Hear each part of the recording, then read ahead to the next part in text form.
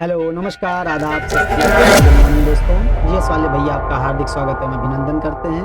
तो दोस्तों हम लोग यहाँ पर जीएस की फुल प्रिपरेशन कराते हैं जो किसी भी एग्जाम के लिए काफ़ी हेल्पफुल होती है। चाहे वो पीसीएस हो, आरओआरओ हो, यूपी पुलिस हो, एनटीपीसी हो, रेलवे हो, पेट हो, टेट हो, एसएससी हो, किसी भी प्रकार का वनडे एग्जाम हो जिसमें भी जीएस पूछी जाती है, हमारा सेशन उसके लिए काफ़ी महत्वपूर्ण होता है।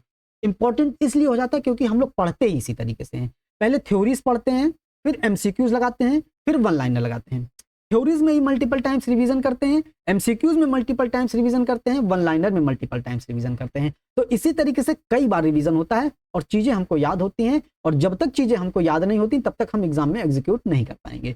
तो इस तरीके से हम लोगों को ये सारी चीजें एक बार में ही याद हो जाती हैं और हम लोगों के लिए एग्जाम में एग्जीक्यूट करना काफी आसान हो जाता है। दोस्तों हमारा एसएससी में सिलेक्शन हुआ, हमारा रेलवे में सिलेक्शन हुआ, हमने यूपी पीसीएस का इंटरव्यू दिया, उसमें इस तरीके की पढ़ाई का बहुत ही इंपॉर्टेंट रोल था। इसीलिए हम भी आपको बताते हैं कि आप लोग भी इसी तरीके से रिवीजन किया करिए। लोग क्या करते हैं, पहला पन्ना पढ़ते हैं, आप पहले पन्ने से 100 पन्ने तक पढ़ते हैं, फिर उसके बाद धर देते हैं उसको, फिर साल 6 महीने बाद उसका नंबर आता है, और जब आता है नंबर फिर पता चला भूल गए हैं। चीजें उनको याद नहीं रहती हैं, इसलिए ठीक है, इसीलिए उनको 4-5 साल लग जाते हैं और एक भी चीज ढंग से नहीं याद होती है। तो इस तरीके से आप पढ़ेंगे दोस्तों, इस तरीके से आपको एक बार में ही लगभग चीजें याद हो जाएंगी और मल्टीपल टाइम्स रिवीजन भी होता चला जाएगा। तो दोस्तों अब हम लोग अपना सेशन शुरू करते हैं। हम लोग पॉलिटी का सेशन पढ़ रहे थे, पॉलिटी में हम लोग सर्वोच्च न्यायालय का चैप्टर पढ़ रहे थे। सर्वोच्च न्यायालय में हम लोग एक क्लास कर चुके हैं थ्योरी की, अगर आप लोगों ने नहीं देखा होगा जाके जरूर देखिएगा। उसमें अनुच्छेद 124 सर्वोच्च न्यायालय का गठन, सर्वोच्च न्यायालय के न्यायाधीशों की नियुक्ति, पदमुक्ति, शपथ, वेतन, ये सारी चीजें बहुत अच्छे तरीके से पढ़ चुके हैं और रिलेट करके भी पढ़े हैं। ठीक है, तो दोस्तों अब हम लोग आज पढ़ेंगे अनुच्छेद 126, 127, 128, बहुत अच्छे से इसको कंप्लीट करेंगे।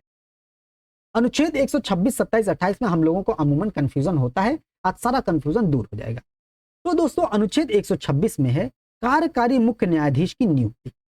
कार्यकारी मुख्य न्यायाधीश मतलब अनुच्छेद 126 में है मुख्य न्यायाधीश नहीं, मतलब कार्यकारी मुख्य न्यायाधीश, मतलब मुख्य न्यायाधीश अगर नहीं है तो उनकी जगह पर एक कार्यकारी मुख्य न्यायाधीश आ जाते हैं। कार्यकारी मुख्य न्यायाधीश मतलब अगर कब आएंगे, जब मुख्य न्यायाधीश का पद रिक्त होगा, रिक्त होगा तभी तो आएंगे कार्यकारी मुख्य न्यायाधीश, या मुख्य न्यायाधीश अनुपस्थित हैं तो उनके स्थान पर आते हैं, या मुख्य न्यायाधीश किसी कारणवश कार्य करने में असमर्थ हैं तो उनके स्थान पर कार्यकारी मुख्य न्यायाधीश की नियुक्ति की जाती है। और कार्यकारी मुख्य न्यायाधीश की नियुक्ति कौन करता है, सर्वोच्च न्यायालय के मुख्य न्यायाधीश तो नहीं करते क्योंकि वो होते ही नहीं, तो इनकी नियुक्ति कौन करता है, राष्ट्रपति सर्वोच्च न्यायालय के किसी न्यायाधीश को कार्यकारी मुख्य न्यायाधीश के रूप में नियुक्त कर सकता है। ये चीज ध्यान देनी है। तो कार्यकारी मुख्य न्यायाधीश के बारे में हमको इतना समझना है कि जब मुख्य न्यायाधीश, सर्वोच्च न्यायालय के मुख्य न्यायाधीश का पद रिक्त हो, या कार्य करने में असमर्थ हो, या वो अनुपस्थित हो, तो राष्ट्रपति सर्वोच्च न्यायालय के किसी भी न्यायाधीश को कार्यकारी मुख्य न्यायाधीश के रूप में नियुक्त करता है। ठीक है, ये ध्यान देना, क्योंकि राष्ट्रपति सर्वोच्च न्यायालय के न्यायाधीशों की नियुक्ति करता है, इसीलिए कार्यकारी मुख्य न्यायाधीश की भी नियुक्ति कर देता है राष्ट्रपति। ठीक है, यहां से ये चीज हम लोगों को ध्यान देना है। अब हम लोग देखते हैं अनुच्छेद 127 के तहत तदर्थ न्यायाधीशों की नियुक्ति। यहां इंपॉर्टेंट है तदर्थ न्यायाधीशों की नियुक्ति के बारे में। तदर्थ न्यायाधीश मतलब एडहॉक न्यायाधीश। ठीक है, एडहॉक न्यायाधीश।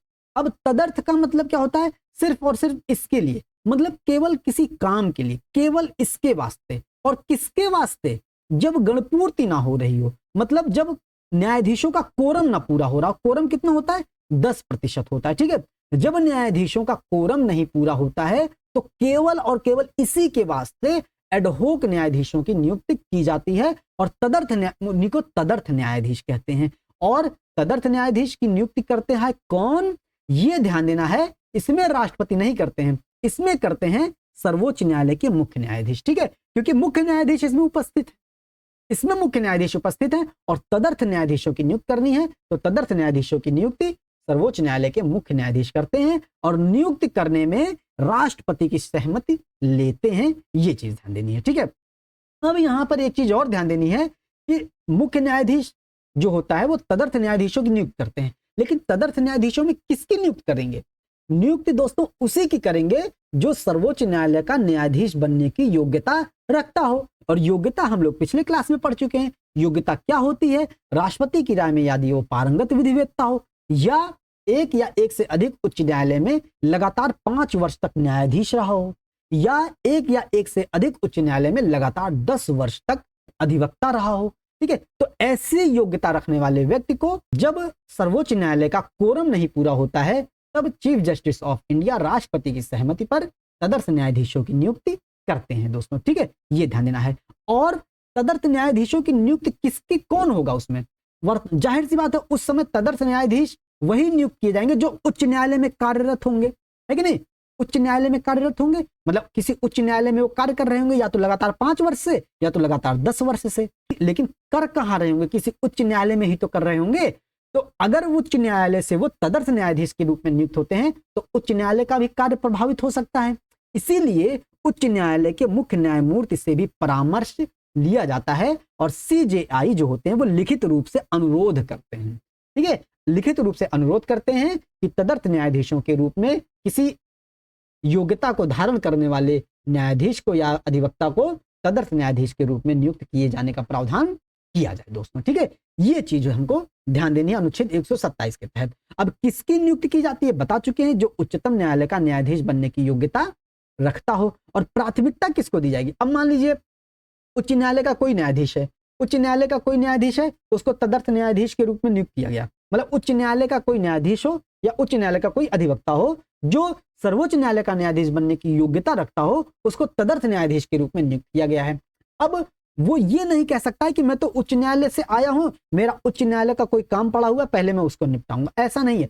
अगर वो तदर्थ न्यायाधीश के रूप में नियुक्त हो जाते हैं तो उनको उच्चतम न्यायालय के कार्यों को प्राथमिकता देनी पड़ेगी। ठीक है, ना कि उच्च न्यायालय के, क्योंकि वो इस समय सर्वोच्च न्यायालय के न्यायाधीश बन चुके हैं। ठीक है, और उनको उस समय सर्वोच्च न्यायालय की सभी अधिकारिताएं प्राप्त होंगी, सभी शक्तियां प्राप्त होती हैं और सभी विशेषाधिकार प्राप्त होते हैं, और वो उच्च न्यायालय, वो सर्वोच्च न्यायालय के न्यायाधीश कहलाए भी जाते हैं। ठीक है, ये ध्यान देना है। तो ऐसे उसे उच्चतम न्यायालय का न्यायाधीश के रूप में सभी अधिकारिताएं और सभी शक्तियां और सभी विशेषाधिकार भी प्राप्त होते हैं। ये रहा दोस्तों तदर्थ न्यायाधीशों की नियुक्ति। मतलब 126 में क्या था? कार्यकारी मुख्य न्यायाधीश की नियुक्ति, जब मुख्य न्यायाधीश अनुपस्थित हैं। ठीक है, और तदर्थ न्यायाधीश अनुच्छेद 127 में है जब कोरम ना पूरा हो रहा हो न्यायालय का। ठीक है, उच्चतम न्यायालय का। तब अब आ जाता है 128, अनुच्छेद 128 में सेवानिवृत्त न्यायाधीशों की उपस्थिति। मतलब सेवानिवृत्त न्यायाधीशों की उपस्थिति के बारे में अनुच्छेद 128 में प्रावधान किया गया है। मतलब 128 में क्या कहा गया है? CJI, chief justice of India, राष्ट्रपति की पूर्व सहमति से जो सेवानिवृत्त न्यायाधीश है उनको न्यायालय में बैठने और कार्य करने का अनुरोध कर सकते हैं। ठीक है, जो सेवानिवृत्त हो गए हैं उनसे अनुरोध कर सकते हैं। कौन? सीजेआई, राष्ट्रपति की सहमति। ठीक है, ध्यान देना है। अब लेकिन इसमें भी वही चीज है, किससे अनुरोध करेंगे? जाहिर सी बात है, जिला न्यायालय के न्यायाधीश से तो करेंगे नहीं, या जिला न्यायालय के अधिवक्ता से करेंगे नहीं। जो सर्वोच्च न्यायालय का न्यायाधीश बनने की योग्यता रखता हो उसी से अनुरोध करते हैं सीजेआई। ठीक है, अब जो सर्वोच्च न्यायालय का न्यायाधीश रहा हो, जब रहा होगा कभी, मतलब योग्य होगा वो, है कि नहीं, तो उससे वो सहमति लेते हैं। मतलब उससे अनुरोध करते हैं कि आप आ जाइए, सेवानिवृत्त न्यायाधीश की उपस्थिति के रूप में आप यहाँ पर कार्य करिए, उससे सहमति लेते हैं। लेकिन अगर वो सहमति नहीं देगा तो नहीं, जबरदस्ती नहीं कर सकते हैं। ठीक है, तो सर्वोच्च न्यायालय का न्यायाधीश रहा हो तो उसकी योग्यता हो जाती है। दूसरा, अगर वो सर्वोच्च न्यायालय का न्यायाधीश ना रहा हो लेकिन अगर उच्च न्यायालय का न्यायाधीश हो और सर्वोच्च न्यायालय का न्यायाधीश बनने की योग्यता रखता हो तो उसकी सहमति से सेवानिवृत्त न्यायाधीश के रूप में उसकी नियुक्ति की जा सकती है। मतलब उच्च न्यायालय, मतलब सर्वोच्च न्यायालय का न्यायाधीश बनने की योग्यता रखता हो, मतलब अगर वो राष्ट्रपति की राय में पारंगत विधिवेत्ता हो, अगर वो भारत का नागरिक हो, अगर वो एक या एक से अधिक उच्च न्यायालयों में लगातार 5 वर्ष तक न्यायाधीश हो, तो ऐसे सेवानिवृत्त न्यायाधीश को सर्वोच्च न्यायालय में न्यायाधीश के रूप में उपस्थिति की सहमति, उपस्थिति का अनुरोध सीजेआई करते हैं दोस्तों। ठीक है, ये ध्यान देना है। ये हो गया। अब सर्वोच्च न्यायालय के जो न्यायाधीशों के समान इनको शक्तियां और विशेषाधिकार प्राप्त होते हैं। मतलब जो भी सेवानिवृत्त न्यायाधीश होते हैं, अगर उनको सर्वोच्च न्यायालय के न्यायाधीश के रूप में नियुक्त किया जा रहा है, मतलब उपस्थिति के बारे में प्रावधान किया जा रहा है, तो उनको वो सभी अधिकार प्राप्त होंगे, वो सभी शक्तियां प्राप्त होंगी जो सर्वोच्च न्यायालय के न्यायाधीश को प्राप्त होती हैं। लेकिन यहाँ एक इंपॉर्टेंट बात है, लेकिन वो सर्वोच्च न्यायालय का न्यायाधीश नहीं कहलाया जाएगा। जैसे तदर्थ न्यायाधीश के रूप में सर्वोच्च न्यायालय का न्यायाधीश कहलाया जा रहा था। ठीक है, अनुच्छेद 127 के तहत। अनुच्छेद 128 में वो सर्वोच्च न्यायालय का न्यायाधीश उस समय दोस्तों नहीं कहलाया जाएगा। ठीक है, इंपॉर्टेंट है, ध्यान देना है। तो दोस्तों इस तरीके से आज हम लोगों ने अनुच्छेद 126, अनुच्छेद 127, अनुच्छेद 128 बहुत अच्छे तरीके से कंप्लीट किया है। अब अगला क्लास हम लोग लाएंगे अनुच्छेद 129, सर्वोच्च न्यायालय का अभिलेख न्यायालय होना, बहुत इंपॉर्टेंट। और दोस्तों इसको आप लोग जाके रिवीजन जरूर कीजिएगा और कुछ नया पॉइंट मिले उसको अपने नोटबुक में जरूर अपडेट करिएगा, लिखिएगा जरूर। दोस्तों अगर क्वेश्चन आता है, कोई भी एग्जाम आप दें, इन सब सेशन से बाहर एग्जाम क्वेश्चन जा ही नहीं सकता दोस्तों। ठीक है, तो दोस्तों उम्मीद करते हैं सेशन आपको पसंद आया होगा। सेशन को लाइक कीजिएगा, शेयर कीजिएगा, सब्सक्राइब कीजिएगा। मिलते हैं अगले सेशन में। जय हिंद, जय भारत।